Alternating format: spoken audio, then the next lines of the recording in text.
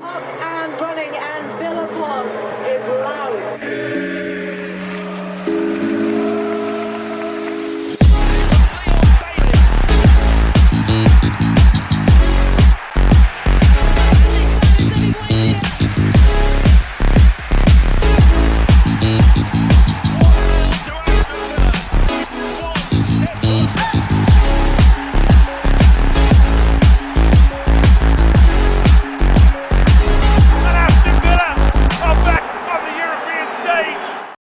Hello and welcome to the Villa Park podcast. It's me, Rich, and I'm back with Kev to react to Villa's debut in the Europa Conference League.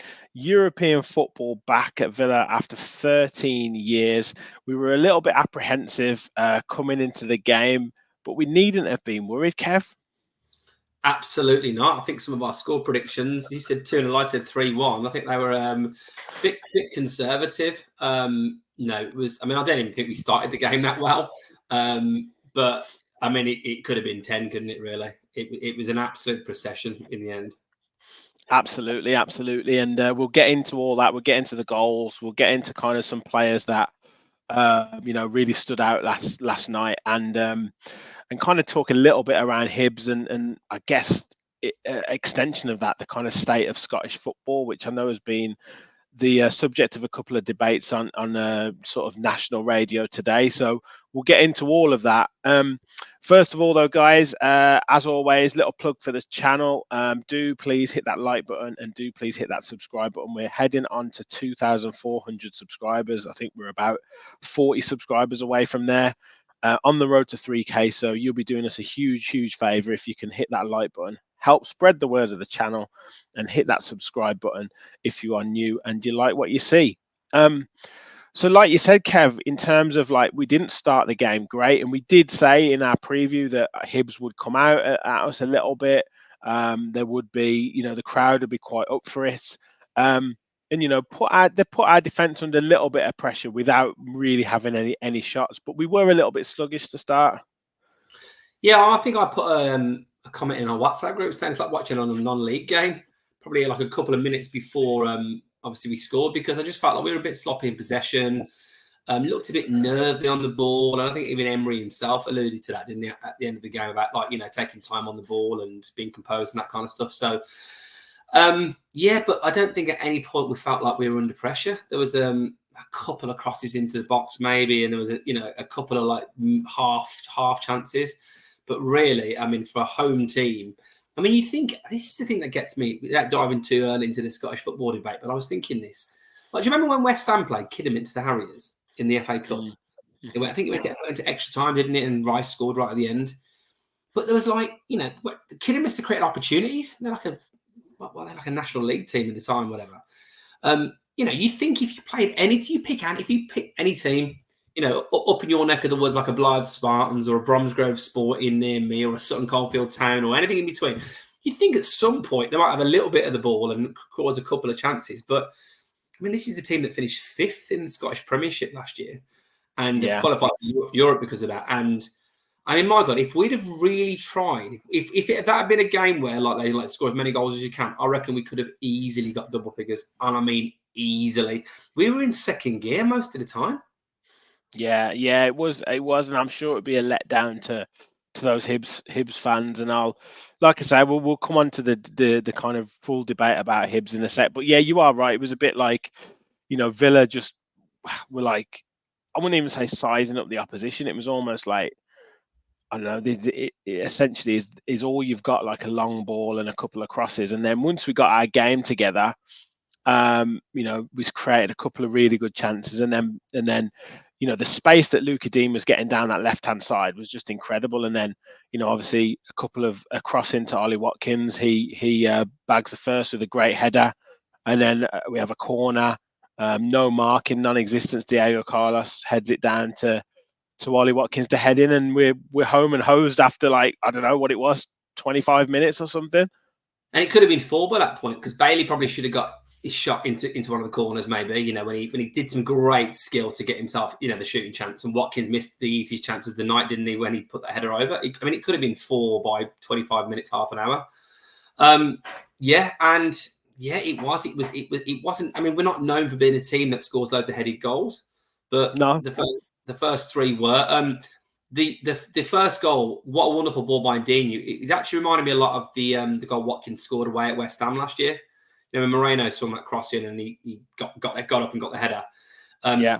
Amazing placement at the header as well. And look, you know, absolute dreamland, wasn't it, for Villa fans watching this game, thinking there might have been something riding on the second leg, and then next thing you know, it's 3-0 in next to no time, and the time was effectively over, wasn't it? Well, as I say, like 2-0 after 33 minutes, and then soon to be 3-0. I think it was 42nd minute, another header, and then, you know, space in the box for numerous players to get in. Lucas Digne's got all the time in the world to set up Leon Bailey for an away goal, Kev, and a header at that. I mean, if you'd have said to me Leon Bailey will score an away goal or score a header, I think you'd have the same odds on me becoming like next US president. I mean, he doesn't do anything away from home, but yeah, I mean, look, the opposition is the opposition, and I think that you know, you made a point about Digne earlier. Digne's been in, and there's a lot of clamour for Digne at the moment, isn't there? About we can't let Digne leave. Let's be clear, we played one of the worst teams in the Premier League, who were terrible on the day in Everton. We played a team that were just not very good at all in terms of Hibernian. Let's be judging Leon Bailey and Lucas Digne when we're playing, you know, Chelsea, Liverpool, Man City, you know, teams that are going to be up, you think, the top end of the Premier League. However, that being said, you can only beat what's in front of you. And in the last two games, Bailey scored twice and Digne's got an absolute hatful of assists. So, yeah, credit. But if you're getting beaten in the air by Leon Bailey, or if he's up there, then he's not known for his heading prowess. No, he actually got up pretty well. Like it was a good leap, to be fair to him. And it was. Yeah. It was, because I was thinking the cross is going to go over everyone's head, and all of a sudden he's kind of jumped really. He actually jumped really high and almost used like the just above his eye, didn't he? Basically, to kind of get it in. So because it could have easily gone over the bar that as well. So he did really well. Yeah. So obviously 3-0 going into half time. Ties are game's done. Obviously, the only hope Hibs could have would be to kind of get a goal early on in the second half, maybe get the crowd going. They did have a shot on target. Robin Olsen coming on for Emi Martinez with a slight injury that could be a little bit of a worry there. But it was quickly quashed, and Ollie Watkins obviously missed a couple of chances. Probably should have had a hat trick in the first half, but finishes a lovely flowing move. Lucas Digne with a hat trick of assists. First time finish into the bottom corner. Yeah, good night, Vienna. Yeah, don't mention Vienna because we've had some bad memories of them in Europe, haven't we? Sorry. Good night, Rapid Vienna. My God, best away support I've ever seen, Rapid Vienna. Yeah, great ball by Pau Torres out wide, great control by Digne, and then doing what he does best. Brilliant ball into the box, and Watkins. That's the kind of goal makes me think of Watkins. To be fair, you know, just sliding it in, and yeah, I mean, fantastic 4-0 and given offside initially. For Watkins to get a hat trick is brilliant, but the best moment of the night for Hibs was the potential fact it was going to be offside. That was the most hope they had. But no, he timed his run perfectly. Great finish, 4-0. I mean, it was. I mean, at that point now, I did think we'd take the foot off the gas because we didn't need to exert ourselves, did we? With obviously a tricky away trip coming up the weekend. Yeah, exactly. And a few substitutions were made. Tielemans came on, John Duran came on, and a certain Mr. Bertrand Traore came on. And he can't help but, like, you know, light up the place with some elaborate skill. And I think the whole ground went with him in that dummy, and obviously gets a penalty. I mean, I don't know how people don't realise when he comes in on it, when he cuts inside, you know what I mean? Like, he's not going to like try and chop back. But yeah, the defender fell for it, and we get a penalty and tucked away nicely by Mr. Luiz, 2-2. Well, he's doing what he does, isn't he, Luiz? Now he's becoming absolutely calm, assured, composed on the penalty spot. Traore, I was thinking this last night. He kind of reminds me of, like, you know, like those really good YouTube football players that do like skills and stuff. Be like if one of them rocked up playing for Villa, because he doesn't do much, and then he'll just pull out some audacious skill out of nowhere. I mean, someone must have posted, I think it was on Twitter, like, you know, when he calmly rolled it in against the Baggies. Oh, that was unreal. Yeah. just like the slowest of shots, but everyone was like, "What's going? Oh, it's in the net, brilliant." Just the Leicester goal last season, just perfect. ambles up to it, puts it over the keep, curls it round over the keeper, and that's 88th minute to win the game. It's like he's done nothing. And we were there, Yeah. weren't we? My lad's first ever away game, and getting a almost last minute winner, limbs in the away ends. It was brilliant. Yeah. But whatever we think, we have to remember this with some of our players. Like they're all playing a part. If it wasn't for Traore last season, we wouldn't be in the Conference League because look, I know Watkins scored right at the end of the Forest game, but really that game looked like it was going to be 1-0 Traore, and he got the winner against Leicester. So and he's got that in his locker. He can do that. And I think he can do that to Premier League defenders. So Scottish Premier League defenders are going to fall for that trick probably more times than not. And penalty all day long, wasn't it? Took his standing leg. Yeah, and then obviously it's always nice. Like a 4-0 is obviously a really good win. It's like a dominant win, but a 5-0, there's something about a 5-0 win that makes it more impactful. I know. And then they popped up saying Hibs' worst ever European defeat is 7-0. And I was like, come on, Villa. Yeah, but we didn't really kick on. I mean, Duran reminded me of if I was playing, he had a shot from about 50 yards, which kind of like bobbled on the ground. It's like, what are you doing from there, mate? But no, it was over. And we're the great entertainers now. I know the first game we had this season didn't go our way, but it's been 15 goals in 3 games. You want to watch some goals? Go watch Aston Villa. 6 goals in the first game, only one of ours. 4 in the second, and 5. We've scored 10 goals in 3 games. Yeah. No, it's lovely the way that we open teams up. It is really good to see, and we've got so many different options now to open teams up. And I think you did mention it earlier about the space that he was given, but Lucas Digne, like, little mention for him, 3 assists. He does talk of him kind of going to Nice. It now looks more likely he's going to stay, and it depends on who could be brought in as a backup. I think it's more to do with the fact that Digne and Moreno are kind of like as good as each other, whereas he wants a first choice and a second choice, and he's a bit worried that Digne, on the wages that he's on, is classed as the second choice, if you like. But look, shout out to him for his performance anyway. Well, the fact of the matter is, if you're the highest wage earner in the club and you're effectively the left back second choice, it just don't make any sense. And look, we've got a lot of talk about transfers and losing. Could we be getting more money for a Keenan Davis or a Bidace? And arguably we probably could. But then you look at other situations where you lose players for next to nothing. I mean, look at Leicester in the summer. They lost players, for Tielemans being one, for basically nothing, because could they have sold him a year before for 40 million quid? Probably. So does getting a bit of money for these players, is Digne going to be worth much next year? Or is he stock quite high now? And I do think that one of the things we haven't got for a left back, which we have got on right back if Konsa plays it, we haven't got like a defender left back. Do you know what I mean? Like a real out and out good defender. Konsa plays that role, or maybe when obviously the talk of when Foyth did it, obviously at Villarreal, which you've got basically a centre half who's playing that position and can give you that solidity if the other fullback position is bombing on. We haven't really got that at left back.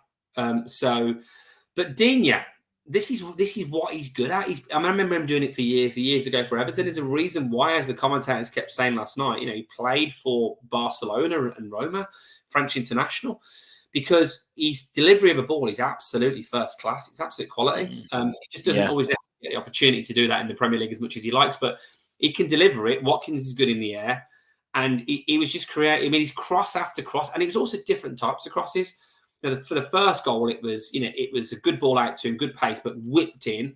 The one for Bailey, he had to dig it out and stand it up to the back post. And again, to kind of keep that fairly low is not an easy skill, but he's an absolute artist, isn't he? With his left foot, he's brilliant. So I think people are looking at it now and thinking, because there's been, and no offense to Hibbern and Everton, but if we just played the dog and duck, and and Kettering Town's 9th team, we wouldn't be going, oh my God, these guys are amazing. We do have to judge them on Premier League, and neither Bailey or Digne were particularly good against Newcastle. Not that many players were, but you kind of get my point. So there needs sterner tests to see whether it's a real turn in form. But yeah, I totally agree.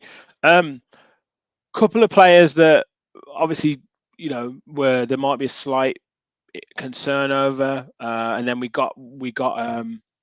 didn't get to see a certain player start as well for obviously European UEFA reasons. But Emi Martinez pulled up, like, asked to be taken off with a slight knock, and then obviously we have to wait potentially until Sunday to see Nicola Zaniolo, who obviously can't play in the Europa Conference League until the group stages. So yeah. The quick comment on Martinez, and then quick comment on how excited you are to see Zaniolo. Yeah, so Martinez, I do think if that game had been a more alive, shall we say, I think he probably would have carried on. I mean, that's just my assumption, but I just think it probably would have been precautionary because it's 3-0. It's the keepers have nothing to do. I'm sure he'll be fine. And I don't know if I'm kind of reading into this a bit too much, but I feel like the last couple of times I've seen Olsen, I felt a bit more reassured. And even when I watch, like, my lad likes to watch the warm up every week when we go to Villa. So I'll watching the keepers, and his kicking is actually pretty good when he's doing his warm ups and stuff. So I do think that I feel a bit more reassured if Olsen wants to have a couple of games. I mean, he's nowhere near the level of Martinez, and it's a week. No, I get who would be? Who would be though? That's the point, isn't it? Yeah, Lee Johnson was talking, wasn't he? Funny old Lee Johnson about like Martinez's distribution as well. So I'm sure he'll be fine, but I'm not. I don't think it's the worst thing in the world if Olsen's playing against Burnley. And Zaniolo, look, the good news is it's been confirmed. He can play in the group stage, so we can play a slightly more, weakened team, shall we say, in the return leg. They want to put a show on for the fans, but who knows what's going to happen in that game. Yeah, they'll still play a few. I mean, we haven't got enough to do all that. We're selling all the young lads at the minute. No, it's true. Yeah, it's true. Yeah. But I was thinking, with Zaniolo coming into that team, I was thinking this last night. Zaniolo, imagine adding Moreno, Zaniolo, Jacob Ramsey, and then potentially, obviously Coutinho coming off the bench, and then thinking about if we bring in a couple of other players. Imagine adding to that already like really equipped team the bench was light, wasn't it? We knew the bench was light because clearly there's stuff going on with Bidace and Archer, and obviously taking those guys away. But Zaniolo, from what I've seen, I'm really excited to see. So when is that game? What time's it on? Sunday, isn't it? It's 2 p.m. 2 p.m. Is it on telly? Yeah. I don't think so, because it was moved because they thought we'd be playing on Thursday. Yeah, of course. Yeah. So they needn't have moved it now, but it is what it is.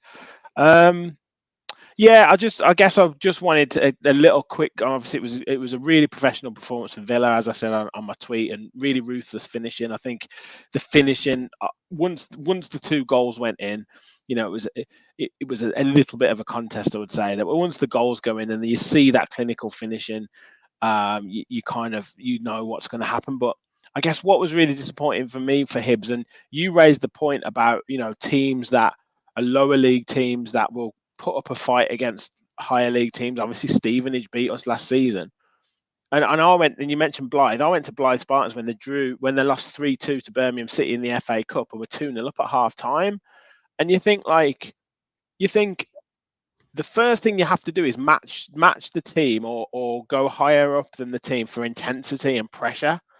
And I just felt like Hibs tried to play Villa like Lee Johnson. We know what he's like. I think he tried to be too clever, and he tried to be like a coach against a coach.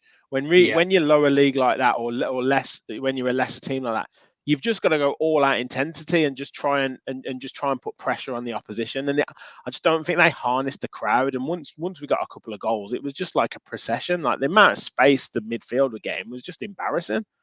Look, it was never going to be easy for them. There's a massive golfing class. We know that. Look at the budgets, the wages, the value of the transfer fees, the infrastructure, everything about Aston Villa, the pedigree of the players. It's the equivalent again of looking, comparing a Blythe Spartans, for example, to a Championship or Premier League team.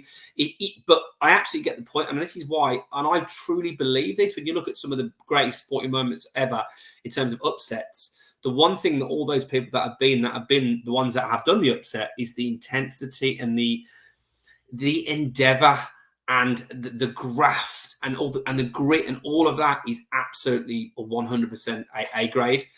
And I'm not suggesting, and I don't want to call out any players here because I'm sure they did try their best and they were probably shell-shocked by Villa, but it felt like they probably could have closed down better for some of the crosses that were coming in the box. It felt like they could have defended better. It felt like they probably could have put a bit more in, and maybe they were coached to. I mean, I've seen interviews, read interviews of Lee Johnson talking about, you know, spending time with Guardiola, and like it was almost like David Brent-esque, where like he was listening to my ideas as well, and I was telling him my ideas about playing out from the back, and I'm sure Guardiola's thinking, "Cheers, Lee, for that." And who knows, Lee Johnson might go on to be a fantastic coach. You know, he's had some decent jobs, obviously. You know, he's taken Hibs to Europe. I know he gets derided by Villa fans, but you know, credit to him. You know, he's obviously. Wasn't a bad player in his time, you know, and certainly, you know, he's got himself a decent job. But you're absolutely right. In the scenario like that, the one thing that I look at it like this, you know, when you think about a computer game, right? Some computer game characters are strong, some are fast, some have got fire coming out their arms. What is your skill? Well, their strength against us last night was never going to be technique and skill. Their strength was going to have to be graft and work ethic. And we didn't have to get out of second gear, and they should have been on us and at us. And if they run out of steam after 60, 70 minutes and we pick them off, which often happens in games like that, then you can kind of understand it. But it was easy in the first half. It was just a piece of cake. So, yeah, I mean, and it's a difficult game for them now. So what do? They don't want to lose like 14-0 on aggregate. Difficult game for Villa, really, because we probably don't want to give it everything we've got with Liverpool coming up. But it is. Imagine having to get yourself up to go to Villa Park, which would be like maybe the pinnacle of your career for some of those players. When you're 5-0 down after the first leg, it's Well, go on, sorry, mate. Go on. So I hope it doesn't turn into a bit of a dead rubber. I hope there's a little bit to it, but I mean, maybe it's inevitable, isn't it? Yeah, I think it will be. I think all they're trying to do is just, you know, put a performance and try and win that game. And you know, Villa might, like you say, make a few changes and what have you, and with an eye on that next game. But yeah, it'll still be nice for the fans a home game and under the lights of Villa Park in Europe. And yeah, we you know, we are in the group stage, and let's put it out there. We're not going to lose 6-0. So yeah, it's all good, and it was a really professional performance. Yeah, Kev, thank you very much, mate. It was just a quick reaction show. We're going to hopefully get onto a live later on to do a match preview and get your comments on yesterday's performance, and obviously what we think about, particularly for Burnley on Sunday.